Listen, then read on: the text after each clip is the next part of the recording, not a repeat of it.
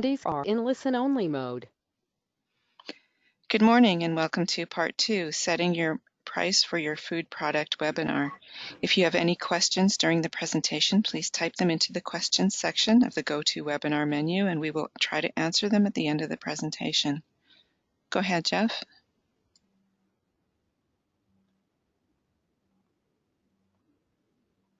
Thanks, Teresa. Well, welcome to part 2 of setting the price for your food product. This part here, we're going to get into using the Manitoba Agriculture and Resource Development pricing tool, which includes so much more than pricing. But first, we're going to get into a couple other things. My name is Jeff Fiddick. I'm a business development specialist with Manitoba Agriculture and Resource Development, and I work for the Food and Agri-Product Processing branch. We're the branch that is here to help you to commercialize your product. So we have all sorts of resources we can offer to you for free, as well as one-on-one service in terms of assisting you. Okay, in terms of what we're going to talk about for the next 45 minutes, or less, I'll try and be less this time, is selling to the trade, which includes talking about, want to discuss channel partners a little bit more, with that inside and program monies, touched on that a little bit in the first session. Then we're going to get into an example of using the Manitoba pricing tool. And part of that, we're going to talk about setting up promotions. And then we're going to be looking at some different reports that it generates for you and information it can provide for you. So hopefully get your creative juices thick and flowing in terms of how you might be able to use this tool in planning your own business. Then finally, you'll have an opportunity to ask questions. As Teresa noted, if you have any questions during the presentation, please just pop them in when you think of them, and we'll discuss them at the end of the content. All right, so let's get to it here. So selling to the trade. So one of the things that we will work with when we're dealing with selling to the trade, which is wholesalers and distributors and retailers, some they go by different various terms, are channel partners. So essentially, this is everyone who helps you to get your product into the hands of the consumer. Because as I mentioned before, we're not necessarily going to be doing all of that personally and directly ourselves. So there's a whole list of different entities and people that can qualify as channel partners. It might be a retail grocery chain, so banners like Safeway, Sobeys, Co-op. Might be an independent retail grocer. So it might be someone who's affiliated, so like a Save On Food, or Save On is another banner. It'll come to me, sorry. It could be a distribution center, it could be an independent wholesaler. So distribution center would be one that is affiliated with a major banner. So like Federated Co-op, they have a distribution center in Winnipeg. But it's a bit tougher in terms of getting listed there, so that's where we might be more inclined to use independent wholesalers. So someone like DeLuca, who's more interested in working with us on just for sales within our own province, and also maybe more interested in working with some smaller local companies. It could be a delivery company you may hire to deliver your product. It could be a food broker. The only challenge with food brokers is that they have a lot of listings and it's tough to get their attention. It's tough for us to expect them to spend a lot of time talking about our product when they make a sales call, because we don't necessarily have the same potential to sell pallet loads of a product. So where we might have better success is maybe with a sales agent or with our own sales representative, someone you might hire directly. You might hire store service staff to be able to go around and check that your product is on the shelf, that it's full, maybe to ask for end displays and set up promos and that sort of thing. And then finally, in-store demonstrators. Safeway, Sobeys, they absolutely love to have in-store demonstrations of products. Of course, that's a bit of a challenge right now. It'll be, hopefully we'll be able to get back to that someday. So most retailers will come to expect you to participate in marketing programs or to offer some sort of extra incentives or extra inside discounts as part of doing business with them. These go by various names. They could be called inside monies. They could be called program monies. house monies, over and above monies are fund, or O&A for over and above. So depending upon which entity you ask, they'll use a different term, but ultimately they mean the same thing. It's an extra amount of margin that they are taking that is over and above the typical 35% they're making on the shelf. So you can look at it as a bit of a buffer or safety net, because if they get really aggressive with a product and essentially sell it at or below cost, they may make nothing on it on the shelf, but they've got this extra inside monies that does give them something for their efforts in selling the product. It is typically used towards marketing expenses by the retailer, something where you would accrue it and you would pay it out quarterly. So there's different names for the different things, and again, depending upon who you're working with, they'll have different their own names for things. There's one called a cooperative advertising allowance. This has nothing to do with the co-op stores. It just means you're going to contribute to a cooperative advertising program. So maybe where they might run some ads, or maybe a flyer program. There might be something called a central billing allowance. This is typically if you are shipping to their warehouses, that's actually going to save you a lot of money versus servicing every store on a DSD or direct store delivery basis. So they may charge you a couple points for the privilege of dropping your goods at one place, but ultimately it is a saving for you. Annual volume rebate is an extra incentive you can give them for doing larger volume with you. And you can use that in terms of getting new listings, and you can use it to encourage them to buy a little bit extra at the end of the year. And it could be a couple % on their sales for the year, or it could be up to 4 or 5%. It's something that you would build. Shelf maintenance fee, so far the only one who's implemented this is Loblaw companies. They implemented a flat 3% shelf fee to all vendors just for the privilege of being in their stores. Air miles participation, that's something that comes with dealing with, could come with dealing with Safeway and Sobeys. They both offer air miles to their customers. It's a fraction of a %. It's not a huge thing, but it is something where you may be asked to contribute to it. So it could add up to a bit. The potential for everything here, all said and done, is up to about 13% for your typical grocers like your Safeway, your Sobeys, your co-ops. Now, I'm talking about an independent wholesaler. This is a bit of a moving target. It's kind of a tough one because some of them work on a gross margin basis, which means that they take the cost, they do the calculations we looked at in the first part of this webinar, and they'll come up with they'll apply a gross margin to it. Others, they'll use a cost plus basis. So some might use an upcharge. It could be between 15 and 20% on the upcharge. On the calculator, I'll show you a bit where we can convert between upcharge and margin just to make sense of these and to get a sense as to what the pricing would be for each of these scenarios. So again, just in terms of illustrating the flow of goods and how the pricing percolates, just have you flowing the goods up to the retail grocery store, and they sell it to their consumers. So DSD, direct to store delivery. And one thing is though, is the inside monies I'm suggesting you budget, you don't pay those when you're shipping DSD. Even if you are shipping to a retail grocery store, Safeway, let's say,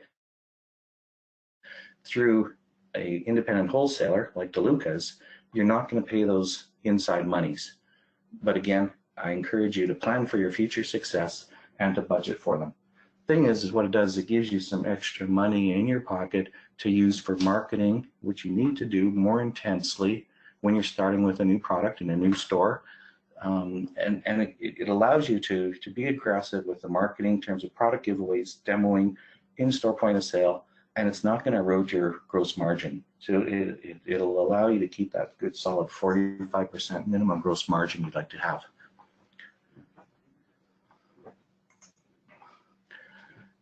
I promised to show you a couple different margins for grocery stores. So for most items in a store, you can count on them taking a 35% gross margin on the retail. And we ran through the calculation for that. It's pretty simple. Sometimes for the freezer stuff, they might try and squeeze out an extra 5%, so up to 40%. Fresh meat, typically around 40% for that. Of course, stuff like their ground beef and some of the really key items, they typically will be on sale for a lot. They could be on sale for minus margin at times, and they may find they can only get 25%. But for the other cuts, the prime cuts in a case, they're looking for the 40%. A deli where they have a service case, because there's a staff component, there's a labor expense there, they're going to want to see about 45%. So if you were to sell chubs of meat to them that they would then cut and slice up per customer order, they would want 45. If you're selling them a package of cheese or a package of sauce that they can put on their shelf, they'd probably be again around the 35. If you're selling to a scratch bakery, let's say you're selling an ingredient, so you're selling flour, you're selling some sort of a mix or something like that they would make in store, they're looking for between 65 and 75. A bake-off where they buy something frozen and then finish it, 45. Again, there's a labor component. But again, for other stuff, if you're selling them fresh bread, muffins, that sort of thing, it'd be the 35. And produce is a huge range, that one. Bananas are interesting. That's the biggest selling produce item, and I've seen cost reports where the cost is way above the retail, but they seem to all the retailers lock in around 79 cents a pound, and that price does not waver from week to week, even though the cost is going up really high and sometimes even drops a little bit, but they seem to feel that they can't move that one at all. When we get into looking at the numbers, you may feel a little bit upset about the fact that the retailer may very well be making more money on your product than you are. Just to kind of show you that they're not greedy or gouging or anything like that, just want to quickly run through their cost structure. So this is for a typical grocery department. So they're starting off, like I say, they target 35 because of discounting and stuff. They're ending up at 33, so not bad. The marketing costs, 5%. Labor is the biggest component, 22%. I've seen reports where stores with high unionization or older employees where the labor cost is 24, 25%. So that's one of their hugest costs. Shrink, which is theft, damage, all those sort of things where product goes in the garbage or is lost out the door, 2%. Rebates, that adds 2% back in, so that'd be some of those inside monies I was talking about. So that gives them a contribution margin towards their fixed expenses of 6%. Remember, when we went through our contribution margin, I think we had something like 38%. So we had a much healthier margin. Their fixed overhead is very low because typically they've owned their assets, their fixed assets for years and years, and the real estate for forever. So they end up with a net profit of 4%. And that's about typical for the industry, for the grocery industry. And of course, I think our hope for you is that you're going to be coming at least 11% based on industry benchmarks, and of course, hopefully higher. All right, so let's get into looking at the Manitoba Agriculture and Resource Development Pricing Tool. So this tool does a lot for you. It's going to automate the process of calculating your cost of goods, including cost of channel partners. It's going to calculate your margins for you, your selling prices for grocery and food service. I'm just going to focus on an example for grocery today. It's going to help you with making sales forecasts. You have to do a little bit of work, but it will help you crunch the numbers. It'll calculate cash flow for you, and it will generate a profit and loss statement for you with all the sales forecasts that you do. So I'll go through my favorite example here, a flying apple pie. So apple pie is a good example just insofar as the ingredients, and it helps illustrate a couple situations. So that's what I like to use. So the tool we're looking at, it's an Excel sheet, and essentially the blue lines here are hot links. So you can click on any of these and it will quickly go to that page. And then at the top of each page, there's a place to go back to the start.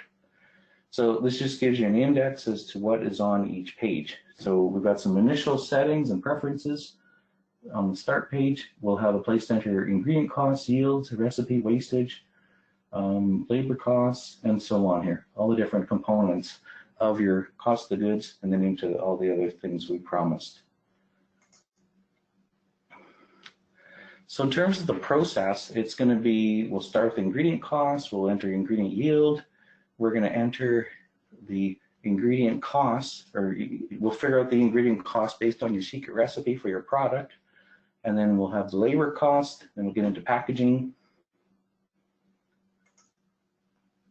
unit packaging, then we'll have the labor for packaging. We'll get into the fixed costs and profit target, so we can calculate break-evens like we quickly did in the last session. Then we'll be able to figure out our pricing, then we can do forecasts. So there's a bunch of initial settings that you can set up here. This is essentially meant for one product at a time. If you had a line of something, you could average it in. So let's say if you had a line of 5 different flavors of muffins, you could average them all together and calculate them as a group. This is built with just really fairly simply in terms of allowing for one product at a time as well. So I've seen people deal with multiple products in different ways. If you have a standard base for something, like a muffin mix, you can enter that on the ingredients, and then you can enter the specific items for each flavor after that, and then ultimately come up with a cost for each flavor of muffin or for each variety, and then you can use a weighted average to just average them. And then when you're doing sales, you can think of it in terms of the line. So the first thing with any sheet you ever get from me, there's going to be buttons, and there'll be yellow highlighted areas. Essentially, you can enter your information in the yellow highlighted area. If you were to click on anywhere else in the sheet, you'll get an error message.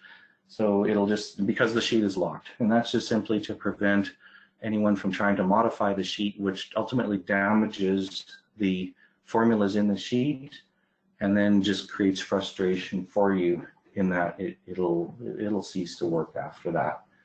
So just in the interest of keeping the sheet intact, it's you just need to enter your information in the yellow fields. So first says, what is the name of the product you're making? So we can go ahead and enter gourmet apple pie.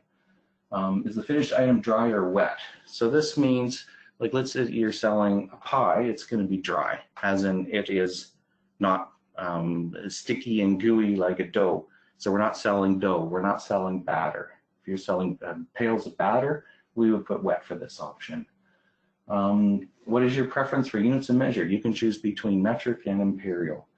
I came to the education system and we had a mixture of both. So I use metric for some things and imperial for the others. It's all a matter of what you can relate to. Then it says, are you selling your product by units or by weight or volume? So for instance, if you're selling a package of 6 muffins, I would say you're selling it as a unit. So that package of 6 is a unit. Now legally you would declare that as the weight, that's what we have to put on the label, but we can think of it as that being a unit. If you want to think about, like for our pie example, we're going to put it in as a weight of the pie. Because the thing is asking us, well, how many pies do you think you're going to make? And it's like, well, I'm not really sure, but I know how much each pie is going to weigh based on the size of pie I'm going to make. So I put 750. I chose metric for the units, so it'll tell me that that is in grams. So I'm going to enter that in that number in grams. Okay, moving along. So essentially, we're working our way down this first page of the Excel sheet. Next question: will you be selling to grocery? Then there's a selection there. And then will you be selling to food service? Also a selection. So when we choose yes, the little boxes highlight, and that means we can now enter some information there. So line 29, how many grams will you put into each package? And how many packages will you put into each shipping case? So thinking back to our muffin recipe or muffin example, we would put, whatever 20 grams of product into each muffin times 6 muffins is 120 grams of product, and then we're going to put 8 packages in a shipping container, in a shipping case. Now we have a differentiation between selling to grocery versus food service, because typically when selling to food service, you'll sell a larger quantity. You're not going to sell like a small 8-inch retail pie to food service. They're going to want, let's say, a 10-inch deep dish pie. So when they cut it up, they've got a more substantial looking portion there that they can charge a lot more money for. So that's where there's an opportunity here for you to enter a different weight for the food service size. And also too is when speaking with food service people, they talk in a different way. They're concerned about portion size, portion control, and food cost. So, and there's guidance on the sheet that'll help you in terms of saying, based on this selling price for this piece of pie, your food cost is this percentage. So that's all embedded in there. So we'll enter some information. Up to grocery, we're going to put 700 grams for each pie. How many packages? We're going to put 6 packages. And it's already telling us how many per batch. I think it's getting ahead of itself here. Haven't actually entered enough information to inform that yet. So, and then we entered some numbers for food service. Like I mentioned, we're going to make a bigger pie for food service. And then a restaurant serving portion suggestion is 100 grams. Okay. Okay, next is we're going to allow for specifying who our staff is. So we're going to put each staff person's name on here that we work with, ourselves included, of course, and we're going to put down what is the rate that we're going to pay each staff person. So I've gone ahead, we've got you, the business owner, we've got your partner, then we've got Keith, Pete, and Roger. So each person has their own wage rate here assigned to them. I think we're underpaying Keith a little bit. We have to raise his because he's a little bit under the minimum wage right now. So Keith's in for a raise. So we do that, and then we carry on. All right, so now what we want to do is we want to enter the purchase cost and size for the ingredients. So this is how you purchase them. So if you buy a 40-pound bag of flour and it costs you $18.15, that's what you put down.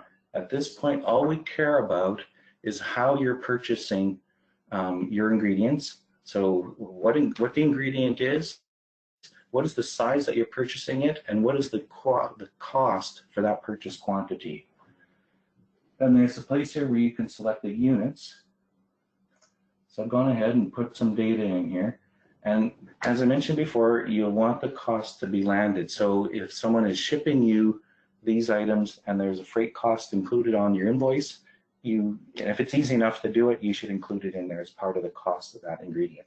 If you're driving around town and collecting ingredients from different places, I wouldn't waste your time in terms of trying to allocate some amount of that fuel cost to each ingredient.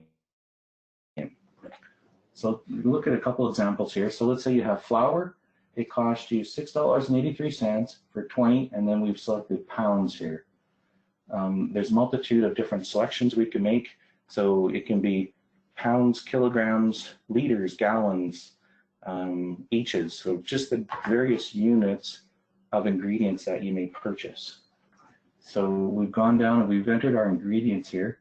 Note that if you're using an ingredient, let's say in a base, you don't need, and as well as in a topping, you don't need to list that ingredient twice. You only need to have the ingredient specified once. Now Now, one thing I want to call out here is the water. I recommend that you always include the water. I put my cost of water. I live on an acreage, and I have a gentleman who's ironically named Phil who comes and delivers 3,800 gallons and dumps it in my cistern for $120. The cost, if you're in the city, is a little bit cheaper, quite a bit cheaper. I looked it up, and for Winnipeg, it costs about $4.60 per 1,000 liters. So, again, back to the point of it doesn't matter at this point how much water you're using, but if you're using water, using 2 cups of water or 5 pounds of water or whatever, 1 liter of water, you can still enter it as $4.60 per 1,000 liters.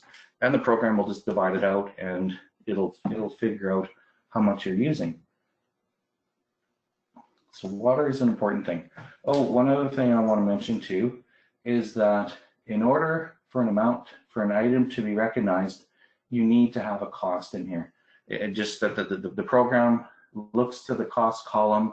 If there is no value, it ignores that item. So you have to have a cost. Okay, moving down that page, there's next a section for the yield of each item. The reason for this is for things like apple pies. So for most ingredients down this list, flour, water, sugar, salt, etc., your yield is going to be 100%. So we can put 100% there. Now, for something like apples, you're going to buy whole apples, and you're going to have to peel and core those apples. So you're going to end up with some wastage. So you're not really going to get the 100% of that apple into your pie. You're not going to put all the peels and cores and seeds and all that stuff into your product. So what I suggest you do is you don't need to do this every time, but I would say every time there's a substantial change in the quality of apples or the type of apples you're using, is to do an exercise where you measure, weigh a handful of them, you peel them, you core them, and you can either measure what's left, or you measure the amount of product that's going in the garbage and take the difference, so that you can enter amount here and indicate this. Another item I included here is we had a client one time who was making wraps. So a wrap is something that you're not going to scale by weight or any of these other measures that's on here. So that's why we added each. So the wraps, where are we here? Oh, no, never mind. So I included cinnamon hearts. So I put in the, so for that item there, the idea is that if you're using an each of something, you can choose an each. So if you're putting like a little decoration on the top of every item, that would be an each kind of an item. Okay, so now we're going to move down the sheet some more. And again, we're presented with another section with more yellow highlighted areas here. So what the program has done is it's carried through all the ingredients that you've listed above, and it's going to give you an opportunity to now select what is the scaling or what is the amount that you're going to put into your into a batch to make your secret recipe for your product here. So we've got all our ingredients, and then for each one of these, when you hit the select, you can choose from pounds, kilograms, liters, milliliters, ounce, cup, teaspoon, tablespoon, or each. So however each one of these is scaled according to your recipe, you can select that, and then of course you would enter how much per batch you're going to put in there. So as an example, we're telling the computer that we're going to put 35 kilograms of flour. And then it goes on to tell us that the total cost of that ingredient, based on what we've told it, how we purchased that ingredient, is $5.98. And of course, once we enter everything, it'll have a proportion, and it'll tell us that 5.3% of our total cost is the flour. We look down the line here, we see that 91% of the cost of our pie is in apples.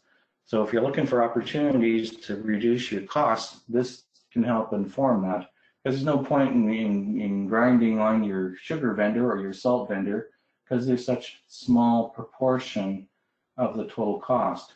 Any sort of discount there isn't really going to impact things. It's the apples where you want to try and save money.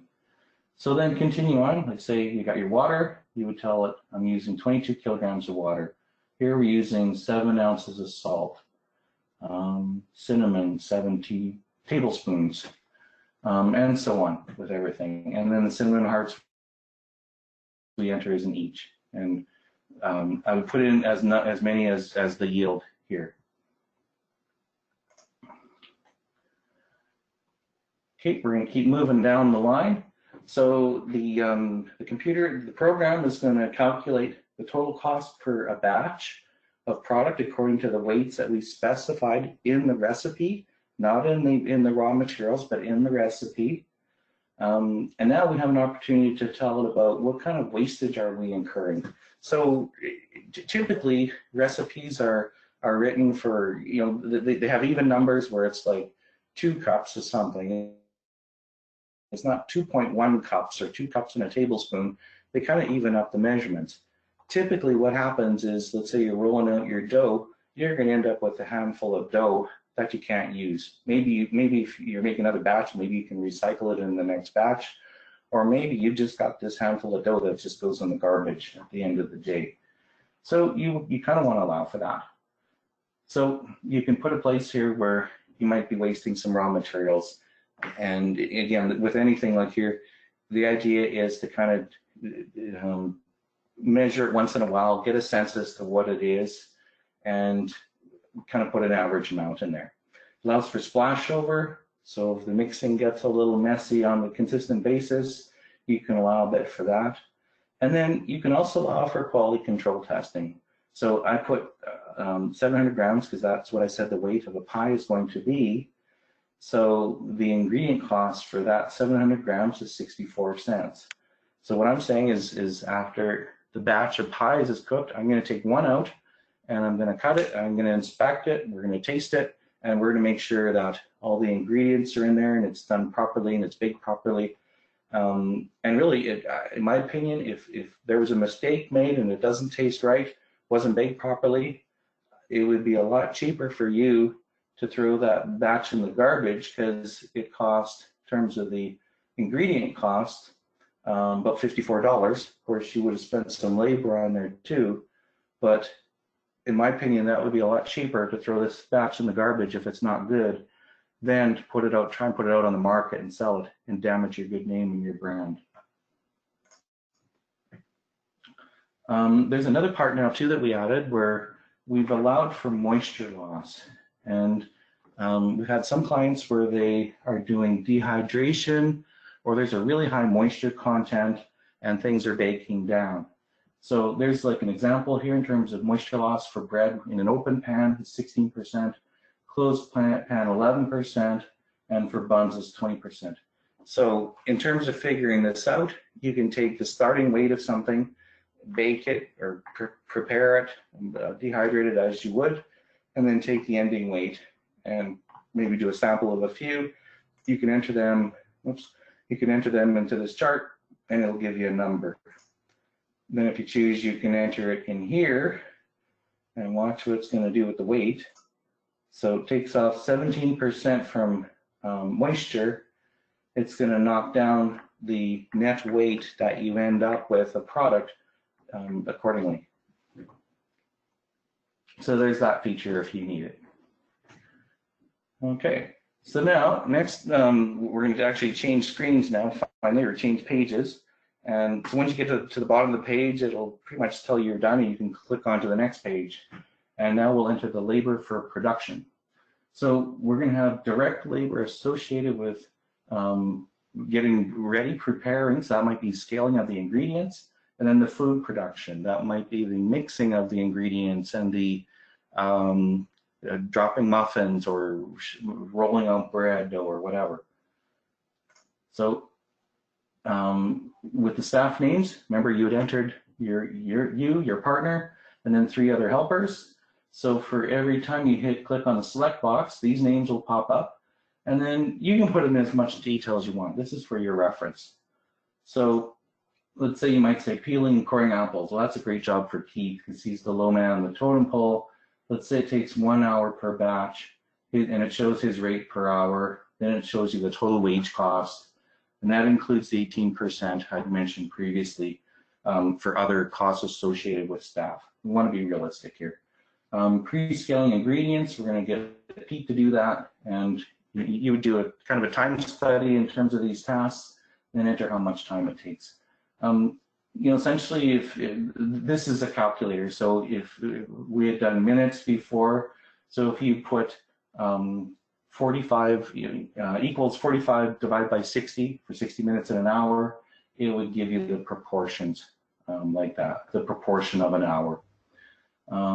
Food production, so we've got the different functions associated with making the pies, and you can assign those tasks accordingly just by using the click boxes and then putting how much time each task takes, and then it'll give you the labor cost per the whole batch.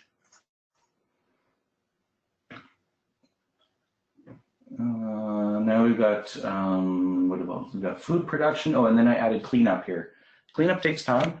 So, it's part of the production process. So again, we'll get Keith and Pete working here, and that's how much that's going to add to the cost of our batch of product. Okay, packaging and labor. There's separate screens for packaging and labor for grocery products. That products you're going to sell to grocery stores versus products you're going to sell to food service. As I mentioned, you're going to have different formats. You might sell a package of 6 muffins to a grocery store, retail pack, but to a food service outlet, you might sell them in flats of 24. And be a bulk pack. It doesn't have to be beautiful. It doesn't have to have an attractive, beautiful label on it. It's more for functional. So that's why there's a difference here in terms of entering this information.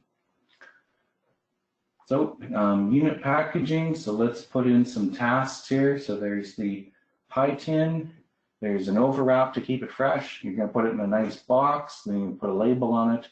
And then what you're going to enter here is the purchase quantity. So this is saying we buy 200 pie tins for $33. And then we're going to use 1 pie tin per pie. That makes sense. We only need 1 pie tin per pie. We're going to buy, the units don't matter, let's say 2,000 feet of overwrap or cello wrap for $18, and we're going to use 1 foot per pie. So if it's essentially, all relative really in terms of the units for something like that. We're going to buy 400 boxes, fancy boxes for $45.34, and we only need 1 box per pie, and so on. Now we've got our case packing, because of course we're selling to the trade, so we can't just take in a handful of 6 pies or 8 pies. We need to professionally package them in an appropriate case. There's lots of great corrugate suppliers right in Winnipeg. So we have a corrugate carton, and we're saying we bought 10 of them for $45.66, and we're going to use one case per amount of product. We don't need an overwrap for our case. Sometimes, like if you're buying drinks, they'll have a flat tray, and then they'll put the drinks in, and they have a really strong overwrap plastic to seal it. So they don't have to have so much corrugate, it's cheaper. So here we're saying we're buying 1,000 labels for $6.90. Case label doesn't have to be beautiful, it's functional. We're using 1 per case. Then a case closure. We're buying 2,000 feet of tape for $6.44, and we're using 6 feet. So that'd probably be 3 feet on the bottom and 3 feet on the top.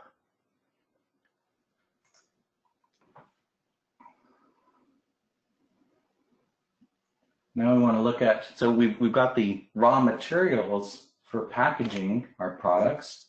Now we've got to assign the staff who's going to do the actual work. And then of course we need to enter the, we need to enter the costs associated with doing that. So again, you can choose the tasks here, doing the unit packaging, the master packaging. We can choose the staff name for each person, and then put the amount of time that it's taking that person to do each task. And then finally, you are presented with a little report that shows a summary of everything you've entered. So we have our total food cost here. We didn't bother putting the labor hours. We have the cost per package, and then it gives you the ratio here. So you can kind of use this as a management tool. So it shows that you are spending total packaging cost is 25% of your total product cost. Your direct labor is 59.2% of the total cost. So it's one of those things where if you look at something and say, wow, something's really high, that would be the opportunity to try and lower something. Okay, next, moving along, there's a place here to enter your fixed costs. Again, you can put as much detail as you want to. If you just want to put my total fixed costs, $2,000 a month, that's perfectly fine. To give you stuff, some information. We do have them broken out as cost of sales. So those fixed costs associated with making sales versus all your other fixed costs, if you want to break them out. So an example here of some of the kind of costs that go into each one. And you just enter away there, put in the numbers. This is like meant to be a monthly item. Now, you put your fixed cost and it would give you a break-even figure, and that, as we noted before, is just the break-even. You're not making anything. So that's where you want to put in a desired target of profit per month. And this is just some arbitrary amount you're going to choose. So we can arbitrarily decide we'd like to make $3,000 profit per month for ourselves. And that's, of course, in addition to paying ourselves for our work in making the product too. But as an entrepreneur, you want to see your income in this form right here. So this is just a target. It's a forecast, and it tells us how much we need to make and how much we need to sell in order to hit that number. Okay, so then we've done all that. So now we get to the screen where we can have some fun now.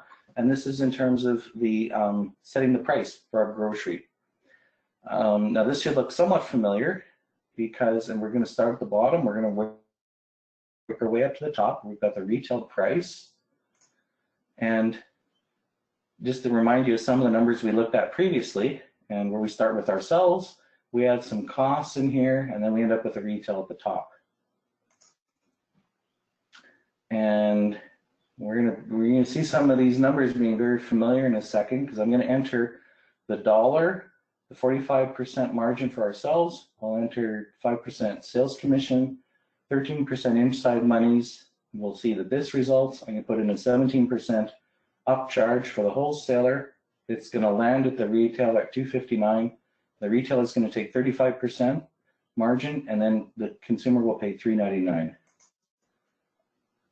So here we are, we did that. So there's an override feature here where it will pull in all the result that we did all the work for, and it'll appear here. But if you want to do a quick exercise in terms of, well, what if my cost was lower than that, or what if it's a little bit higher, you can do a manual override in this field right here. And then again, as with any sheet you get from me, the yellow fields are where you enter your information. And then it tells you what to enter. So we can put a cost of goods, gross margin 45%, sales agent commission. All of these things, these are different things, names for the inside monies. You can put, each amount in here. Ultimately, it's the total that really matters. I put the wholesale upcharge here. There's a place to choose whether you do an upcharge or a gross margin. Freight to retailer, typically it's included with the upcharge or gross margin, but the field is here if you should need it. And then the retail gross margin. So we do all this, and you can see these are percentages, and then we see how the cost is added. So your dollar cost of goods, 45% margin adds 82 cents, $1.82. We add our commission, our inside monies. Here's that 222 factor that we had before in terms of selling to a wholesaler. The wholesaler adds 17%. That lands the product at $2.59. And the retailer, see, they're making more money than you, but that's okay. We understand. Makes $1.40, and they're going to sell it to the consumer for $3.99. So the exact same factors as we had covered in our first webinar are now here. So kind of jumping back to the result, so the result that we had, I think was a cost of $4.28 a unit. And then we can enter these numbers here just as we did in the other example. So there's two areas here. There's one for regular pricing, so that's your everyday pricing, and your promo or feature pricing.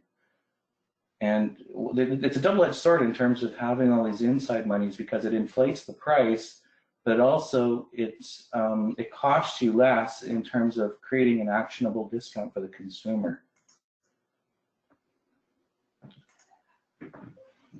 Okay, so what you can do is you can start by adding some stuff. I usually start at the bottom. So let's first add our gross margin. We want to make at least 45%. So voila, the selling price is $7.77. Okay, well, we're not done yet. So let's add sales commission. That adds 41 cents a unit, and the selling price is now $8.18. Let's add some inside monies here. So we got 8, 10, 12, 13% overall. And this is just how we might allocate them. But ultimately it works out to a selling price of $9.48 for the consumer. Now we're adding a 15% upcharge. Apparently the wholesaler we're dealing with is adding 15, and we're not needing to worry about freight. So now the selling price is up to $10.90. Of course, we're not done yet. There is a field on the chart that allows you to enter wholesale gross margin, and then it'll put the upcharge for you just to help you understand the difference. An upcharge is always going to be higher than a gross margin. The reason is because the upcharge is cost plus that upcharge amount. The margin is always going to be bigger and smaller because it's on the selling price, and it's using the formula that we had used before in terms of figuring out what that price is going to be. So here's just a couple examples for you. Okay, here we changed to a 25% gross margin. So now jump the price up to $12.64. So it just shows the impact. I think we were at 10 before. Yeah, we were at $10.90 on a 15% upcharge. So 25% margin jumps the price to the consumer up to $12.64, and we don't even have the retailer involved yet. I think I'd already mentioned about landed cost. And the point being that when you're selling direct to store, you don't include all the inside monies. And this is just illustrating that with this example, you're creating an extra $1.17 of profit that you can play with, so that you can afford stuff like point of sale materials, in-store demonstration staff, giving away demo product, giving away samples to your customers without hurting your 45% margin at the bottom of the chart here. So I put the wholesale upcharge back to 15. So I'm hoping we can deal with wholesalers who will charge a reasonable amount. We'll put the retail gross margin here is 35, and we land at a final selling suggested retail price of $16.77. Well, that's kind of a weird price, so I suppose the retailer could round that up to $16.79. If I was them, I'd probably just go up to $16.99 because $79.99, same difference. Or might consider, well, you know, I've done some tests at the farmer's market, and the sweet spot is $15.99. So what does that look like? So what we can do is we can tinker with this number here with our gross margin. Say if we keep everything else equal, because we can't necessarily control these things, but we can control our gross margin. So you can do kind of a trial error process where you just kind of see what this percolates up to in terms of the final retail selling price and how happy you are with that. Now the thing is maybe we don't like that for an everyday price, so we go in a little bit high at $16.99. There's no point those extra pennies landing in the retailer's pocket because they're going to round it up, you can be assured. So what you can do is tinker with this number here, and we can squeeze a few extra pennies out, a little bit extra margin for yourself, and everything will work out so that they are charged such that when they add their gross margin, it ends up being the perfect retail price, $16.99. That's a trial and error kind of a thing you can do there.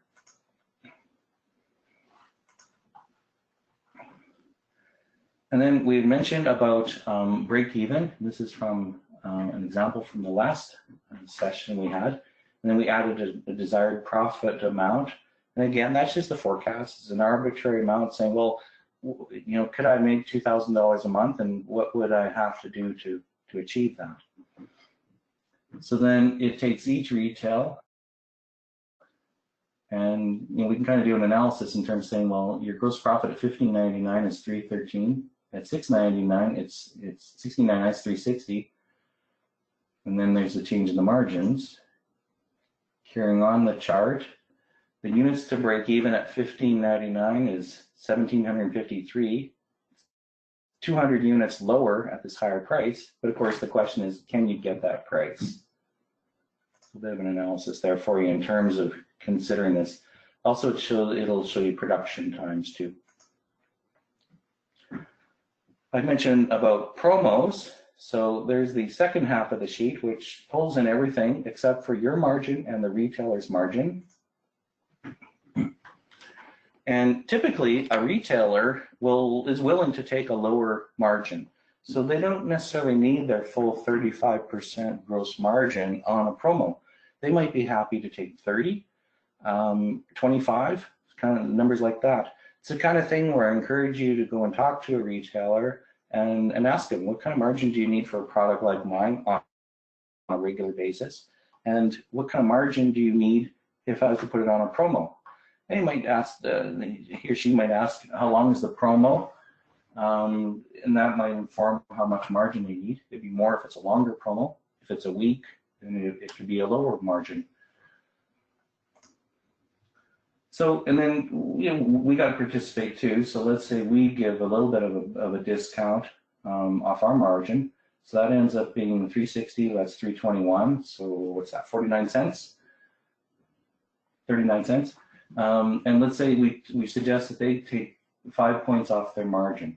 So here we end up with what I call an actionable discount for the consumer. It's $2 off, which is a pretty decent discount, which I think would entice the consumer to purchase an item. Conversely, we can say, well, what if we ask them to take a 25% margin with the same discount we offered? That would bring it down to $13.99. It's one of those things where it's like, well, is that too much of a discount? Is that going to create an expectation of consumers that it goes down that low? So you got to be careful in terms of that. Wouldn't do that too often. So there's all sorts of reports that this program generates for you. This is all included in the sheet on each of the different pages. And one thing I mentioned is that we're allocating money towards inside monies and salespeople that we may not be ready to hire yet, and we're certainly not going to be paying out inside monies anytime soon, but I still think you should allocate for them. So what's happening is we're actually inflating our growth. So you kind of want to know, well, what is my real growth? So that's what this has, and it shows your regular selling price and a promo selling price for the different people along the chain. So at the top we have the consumer. If you're selling to consumer, it would be, and you're selling at $15.99, your full gross profit is 73.3. That's pretty close to our target from our farmers market. With selling DSD to retailers, our full gross is 58.9%, and that's in this example with the numbers we worked out. If we're selling to a corporate chain, and what I mean by this is then we would be paying out those inside monies. So then our gross is going to go down to that first gross number, because we're thinking we're going to be paying out everything just above that. So down to 42.3. And if we're selling to an independent wholesaler, we'd be paying just shy, just a little bit less than if we're selling to a corporate. So then it gives you your promo sales. And of course, for each of these, it also gives you your cost per case, because we're selling per case, your gross dollars per case, and same for regular and promo. There's a place in here to forecast your sales, and there's a place for grocery, and there's a place for food service. And there's selection boxes here where you can choose direct to consumer, DSD retail, corporate chain, and wholesaler. So then you can enter some information. So you choose a box, you choose a location, you can put in the banner or the specifics. So I put direct to consumer, St. Norbert's Farmers Markets. The first line is for regular pricing and everything is in cases. This little thing here, you can change the starting month. So I can click on this and it would bring up the months, and if I wanted to start at June, then it would change it and all the other months would coincide with that, and all the reports after would follow that. And then there's a place here for entering a feature. So then you would enter the number of cases you think you can sell at each of these venues per month at regular price and feature price. You can go down the line and do that.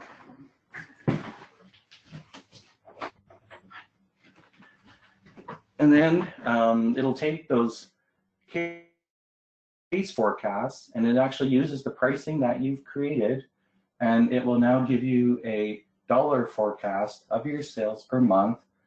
It'll start at the same month, or you can change the starting month if you choose, and it'll forecast your gross dollars as well. And just want to call out that it'll say, here's the sales in cases needed each month to break even. So for instance, you're going to give it a sales forecast. Say I'm going to sell 142 cases in March, 66 at regular price, 76 on a feature price that I've indicated. And it says, well, you only need 82 cases that month to break even. So additional cases that March to break even is 0. April is 0.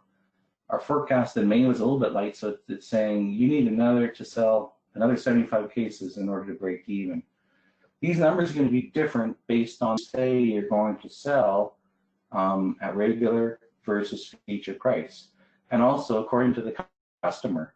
If you're going to sell more to direct to consumers, that's at a higher gross profit, a higher profit per unit, which is going to accelerate your ability to break even, versus if you're selling them to a corporate chain and paying out inside monies, that's the lowest price you're going to get.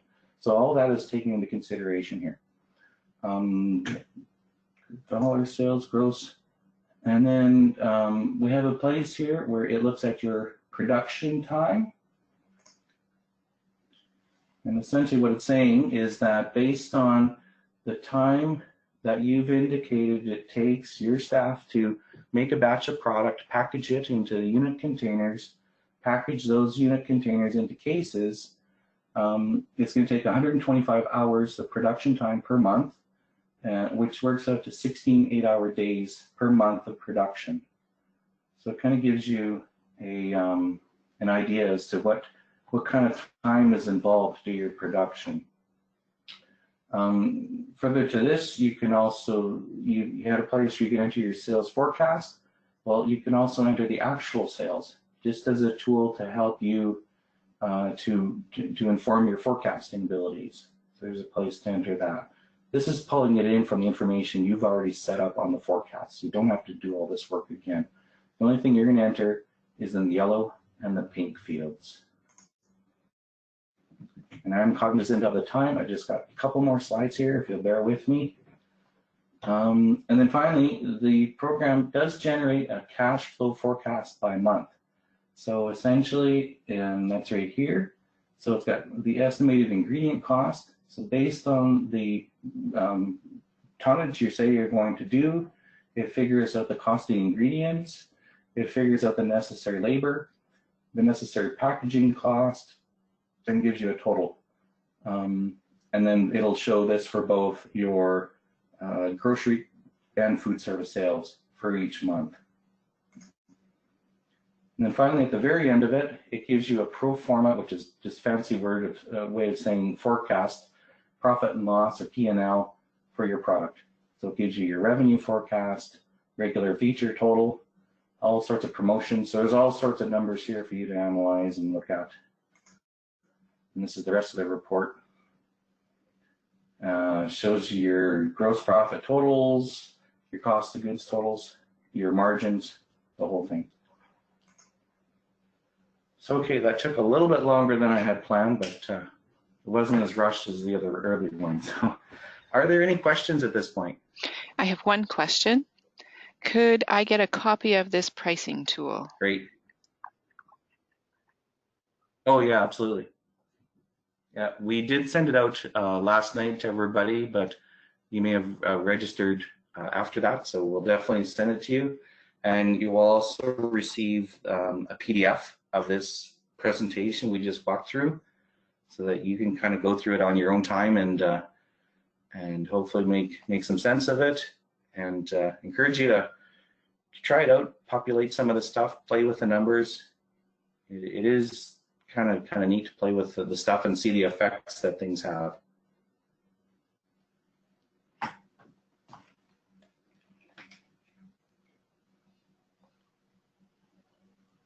I have no other questions, Jeff.